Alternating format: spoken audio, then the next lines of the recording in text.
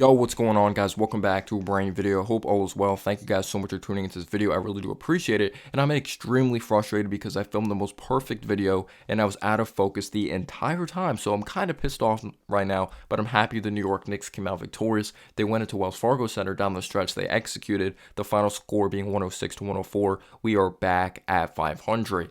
And this was a pretty scary game and it had just weird storylines.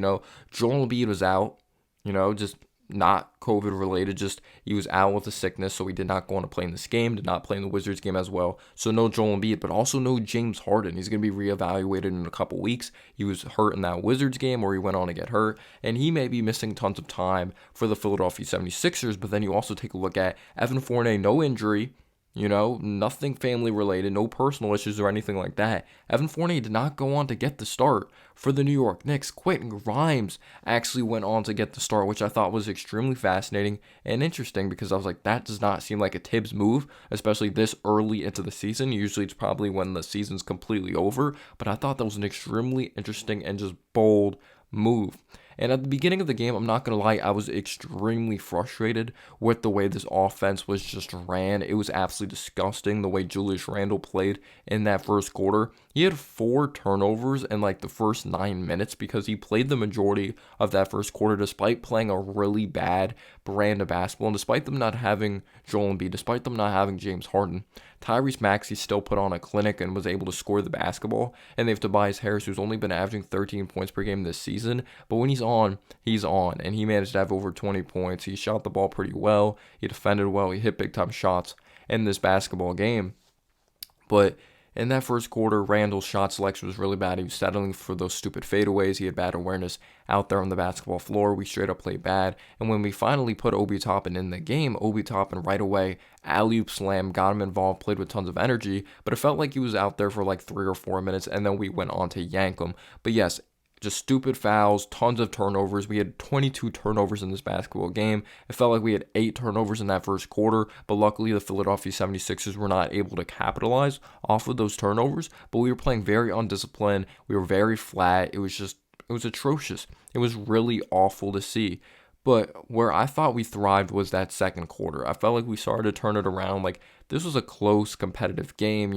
We kind of had to fight a little bit when it came to the first 3 quarters because they got off to a very fast start. But eventually the Knicks started to get it going a little bit. I thought RJ Barrett played pretty well. RJ Barrett knocked down a 3 at the beginning. He had one impressive drive when it came to in transition, but there was 4 people on him, and this is what RJ needs to accept, that he doesn't always have to make some huge play in transition. He doesn't always have to take it himself in transition, especially when there's defenders back ready for him. We know the scouting report is RJ is attacking the basket, and he needs to learn to distribute the ball in transition a little more. Even though he had a beautiful pass in the corner, Randall did not execute on a 3, and he had a beautiful pass to Isaiah Hartenstein in this game, but that's just a nitpick there RJ needs to work on, or I wouldn't even say it's a nitpick. It's something he just flat out needs to get better at. But in that second quarter, we played a lot better. We scored on 16 of our last 18 possessions, and Cam Reddish deserves tons of credit. His defense, the active hands, reading the passing lanes, throwing it down. He had one very nice drive to the basket as well.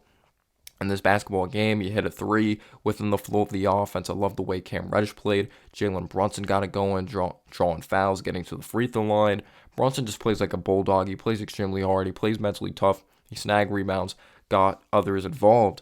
And yeah, I thought RJ played pretty well. The negative, though, was Mitchell Robinson went down with an injury.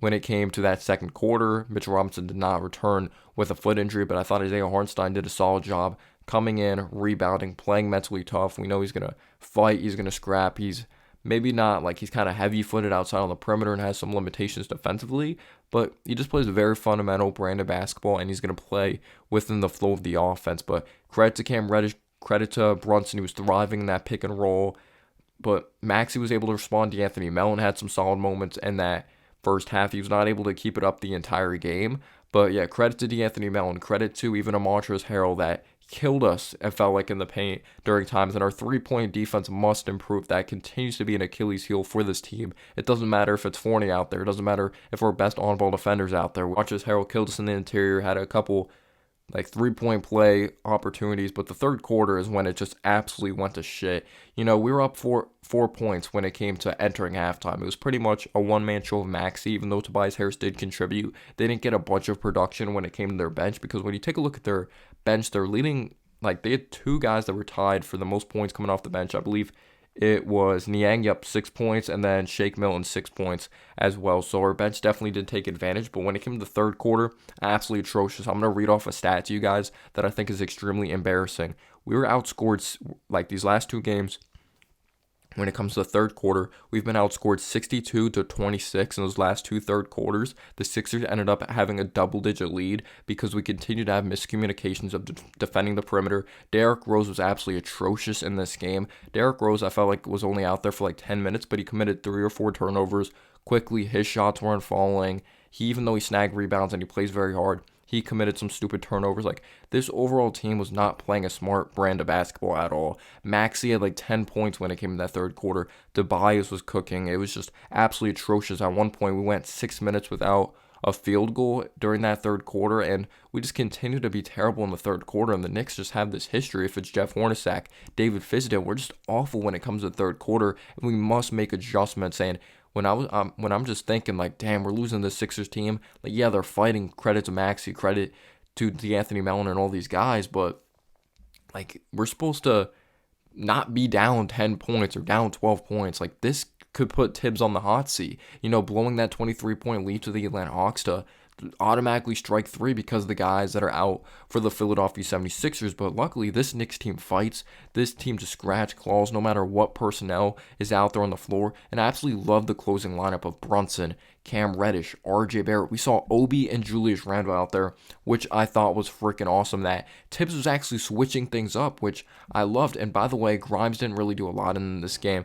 15 minutes, he pretty much took one shot. He had 0 points. He was much better on defense, though, than Evan Fournier ever would be, though. Like, he played within the flow of the offense, didn't try to do too much, which I absolutely love because Fournier always tries to do too much. But that closing lineup was amazing. The fourth quarter was amazing. Obi Toppin was just fantastic. You know, him moving without the ball. He had a very nice dunk in the interior, hit a huge 3 in the corner. And Julius Randle, to give him credit, I thought he's like didn't settle as much in that fourth quarter. I thought he was more aggressive. He made the right reads out there on the basketball floor. You know, Brunson put his head down, got to the basket, had some huge buckets for this basketball club. So that's a thing that, like, yes, there's going to be some adversities with Tom Thibodeau, but his guys are always going to fight. And there was a moment I'm like, oh my gosh, is this the Julius, like, we're still getting the Julius Randle from last season, or this must be just what Julius Randle is. When he drove in the paint, was bobbling the ball, I thought he was going to throw up some terrible shot or turn the ball over, but he actually made a very nice read, kicking it out to Obi Toppin and the corner to give us the lead. Obi Toppin, again, just his 3-point shot looks amazing this year. It really does. He looks improved defensively. The energy he plays with is amazing. And there were some scary moments, though, in that fourth quarter. It was just like the Knicks are coming back, but then we allowed a huge offensive rebound in a spot. And after Obi splashed that big-time 3, the Philadelphia 76ers actually ended up throwing the ball away. And then it's awesome having a point guard that could execute down the stretch, drove down the lane, and one, knocked down the free throw. There were some scary moments, though, for sure. That, like, I remember at the very end, Jordan Niang ended up hitting a 3, and then I'm like, damn, we have to knock down free throws again. And then Brunson ended up hitting like 1 of 2. RJ ended up hitting like 1 of 2 from the free throw line as well. Credit to Julius Randle, though. He made his free throws, but one of the scariest moments, I'm like, okay, Tyrese Maxey lives for these moments, is when we didn't even mean to foul PJ Tucker. He got to the free throw line. PJ Tucker ended up making the first one. He missed the second one. And then Matisse Thybulle ended up coming up with an offensive rebound. He kicked it out to Tyrese Maxey. Open 3. Luckily, it was way off because I believe that would have tied the game or gave them the lead. It would have been some crazy momentum-changing shot. But it came down to the free throw battle. The New York Knicks were able to come out victorious. It was a scrappy game. Cam Reddish played very well defensively. He had a huge drive when it came to the fourth quarter. You know, I thought this team played extremely mentally tough, and this team needs work, but that Obi Toppin, credit to you, man, and credit to Tibbs for trying Obi Toppin and Julius Randle out there in the fourth quarter. Let me know down below your thoughts on this game. Peace out, y'all.